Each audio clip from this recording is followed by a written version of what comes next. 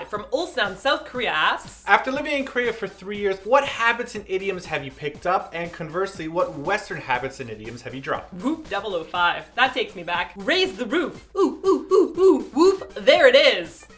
What? Please stop. Why? Please stop.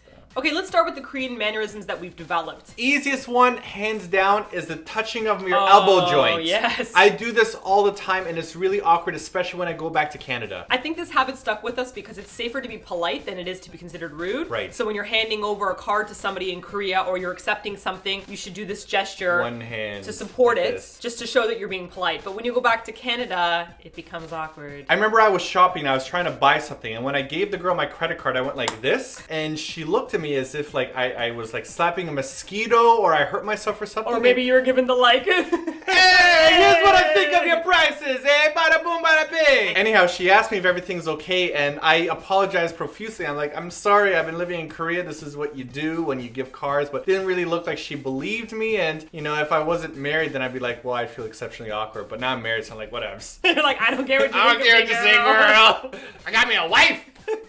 GG right here. Did you just raise the rooftop, Simon? You brought it on me. You brought this on me. You saw it. Yeah, the arm touching thing also extends to shaking hands, and I tried to crush this out of my students when I was teaching them how to shake hands because they would shake hands with their hand like that. Unfortunately, we started doing that even with our foreign friends. So you'll be in Korea meeting a new foreigner, and the two of you are like, "Oh, nice to meet you," and both of you like put your hands out, and then both of you are like, "Aha! You've been living here for a while now, haven't you?" "I've been in Korea dance." This is what you do when you're in Korea. That's not what you do when you're in Korea. The second awkward thing we've developed is bowing. So in Korea, people don't usually just like shake hands straight back, even if they're meeting a foreigner. They tend to do like either a small bow or like a bigger bow. Big bow, big bow. Don't stop. Let's go. Okay. Okay. It is top. I heard, yes. Never do that again. Oh. When you meet somebody and you shake their hands, they tend to do like this combination, like the two of them. So when we go back home to Canada to visit, if we're meeting new people, we tend to do a bow. So we'll even be like, "Oh, hey, I'm Martina. Oh, great to meet you." And the two of us look like little like pigeons. Like the two of us are like, "Hey, great to meet you. How's it going? Hey, nice to meet you." And my friends will have to stand there awkwardly and be like, "Yeah, they live in Korea, so they're a bit weird." I think we're weird regardless of what country we live in. I know. We're just weirdos.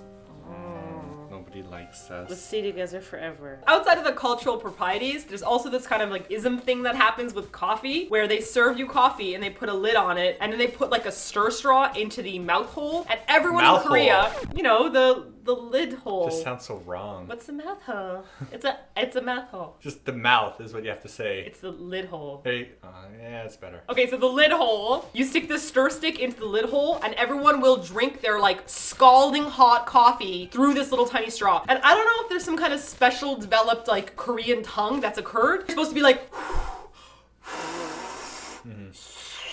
Oh. Anyways, I decided to give it a try because I thought like, how can this many people be doing this and we be the only ones burning ourselves? So now we've actually developed a habit of like drinking through the straw. Don't say we. Oh, sorry. I still don't do this. I refuse to do it. I will still drink coffee the way it's meant to be drank. It's just that when we're walking Spudgy in the park and you have one hand with a leash and you don't want to like spill latte all over your body, I'm very clumsy sometimes. This straw's perfect for that. Sometimes, how about you shove it on your ankle? So the one major North American habit that I've lost is speaking loudly. Yeah, I wish that you lost that habit on camera, but it seems to be something. I get to let loose when I'm on camera. I get to speak with my booming, powerful man voice. But when we're in public, I try to like keep it a little bit more quiet so I don't offend everyone. Let's just say Simon's been shushed multiple times when we first came to Korea. Old Korean man and old Korean woman being like, yeah, and like, shh. I think it's just that we're used to talking all loudly in North America, so no one considers it to be loud. But in Korea, people are very quiet on the subways, except for old people. Yeah, they seem to have like the gold card. Like you'll have an addressee or ajima come on the subway with their cell phone and they're like, mo mo mo, mo mo mo mo mo, and Simon and I are like, and then they got their boom boxes blaring that obnoxious rap music.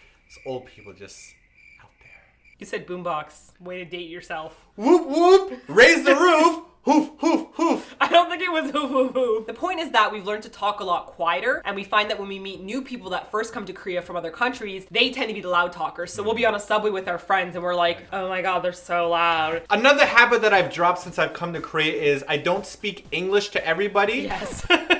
I think that's kind of an obvious one, Simon. It's very important. Yes, we not order in speak English Korean. to and- people in which Okay. they don't speak English. This next habit is something that I think really only affects people who come to Korea to be English teachers. That is correct, Martina. I You think are correct that about this. if you come to Korea to study in university or have a different job, that this may not have affected you. But slow talking is a habit that you will take from Korea and bring home to your home country and have all your friends ridicule you for. Ridicule. Ridicule. No, seriously, because after you spend like a couple years teaching, you want to speak at a slower speed for your students. But then you can't like break that and you can't break the hand gestures. So you go home and I'll be like, Jackie, why don't we go out together for eating some lunch? We could have a party. Whoop whoop. Now, Martina doesn't have many friends in Canada anymore as a result of this. That's not true.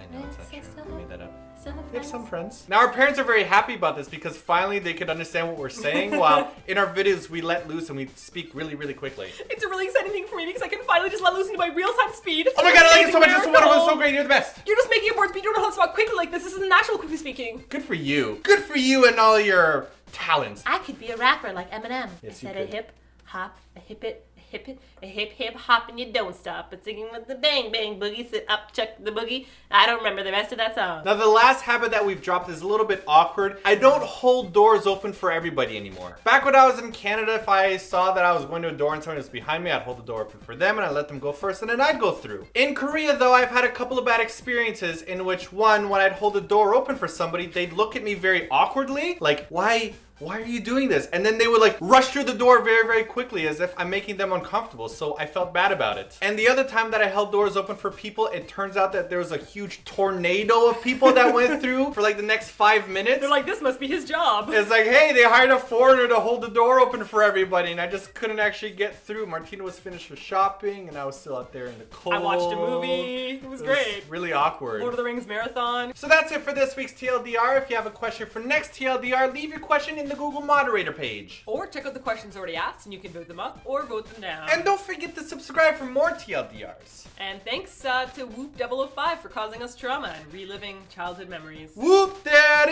is. Everybody now, Whoop, there it is. Whoop, there it is. Whoop, there it is.